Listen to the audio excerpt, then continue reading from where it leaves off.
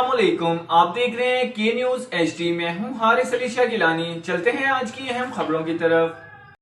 साहिवाल गुज़िश्ता रोज Khadim's milk food पर फूड अथॉरिटी की रेड के बाद के न्यूज इंटरनेशनल की टीम ने managing director Khadim's milk food Shahzad Ansari से गुफ्तगू की। इन्होंने बताया कि चीज के काम में एजिंग का 120 दिन का मरला होता है। फंगस चीज का हिस्सा है, वो लाजमी लगती है। इसको उतारा जाता है, इसके बाद इसको वैक्यूम करके रखा जाता है। ये डेली का प्रोसेस होता है। हमारे डेली बेसिस पर 15 से 20 पैकेट निकलते हैं, फिर इसकी फिनिशिंग की जाती है, फिर इसको रखा जाता है वैक्यूम करके। फूड अथॉरिटी ने हमारी लेबर के आने से पहले रेड की, जबकि वो पैकेट निकालकर साइड पर रखे हुए थे। मजीद इन्होंने बताया कि अल्हम्दुलिल्लाह खादिम्स मिल्क फूड एक म्यार है, जिसके म्यार की वजह से खादिम्स की तमाम चीज़ें पाकिस्तान के कोने कोने में जाती हैं।